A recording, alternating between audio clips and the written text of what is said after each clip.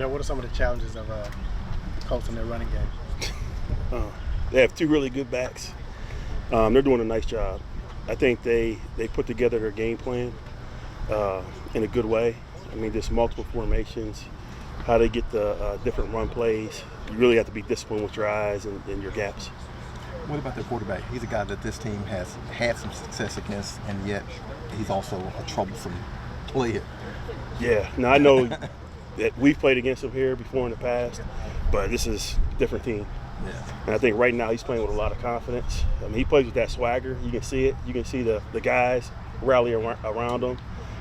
He has the ability to create plays with his feet or extend plays with his feet. He's doing a nice job. So Joe, this is your first year around Carl Granderson. What about him has kind of stood out for you? He's a big athlete. Looks like a big running back out there. I always talk to him. Like, man, how much you weigh? You know, he's 280 pounds, man. If you watch him run around, he runs around like a linebacker. And he's a pleasure to be around because he comes in the building and he's always happy, makes you feel good. And then when he gets on the field, he's always playing like it's game day. You know? Speaking of big running backs, what'd you get in the trade for Colin Saunders? Nothing. Pleasure of watching him do it. It's a good block. How did you think Pete Werner did? He said wearing the green dot last game and like playing every down. Yeah. No issues. Yeah. I mean, he's been here for a while. He understands the defense. He's totally capable of doing it, but we didn't have any issues. What have been some of the issues in getting quarterbacks to the ground? Obviously, this was another game where Trevor was able to get out and scramble. Yeah, and it's a product of what we do. We just need to do what we do defensively better, and that's part of our rush plan. Part of when we bring pressure, it all works together, and that's something area that we address. So there's some different things we're definitely going to try, but we have to do a better job keeping the quarterback in the pocket for sure. What could you have done differently on the Christian Kirk touchdown? Was that a missed assignment somewhere along the way, or was that just?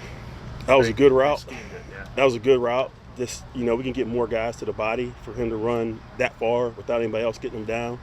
But they caught us in a good coverage. He ran a good route, so good play by them. But I feel like we could definitely play it better. It seemed like they were getting the ball out really quickly. I think under 3 seconds basically.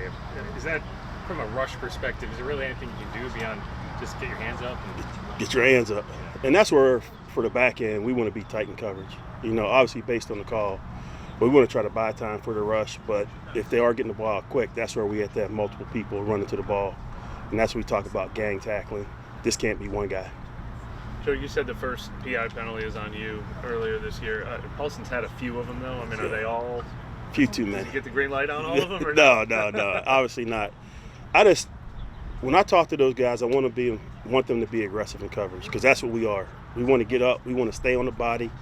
We want to make it difficult for the quarterback to throw the ball in there or question if he can throw the ball in there.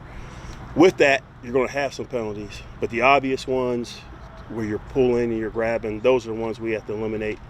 But I don't want those guys to be less aggressive or to be cautious. Play your technique and just be a little cleaner at the top of routes. And on the flip side, you didn't shadow Calvin Ridley in this game. Is that a sign of the trust Paulson's earned on that side of the field, that he's playing at a high enough level that?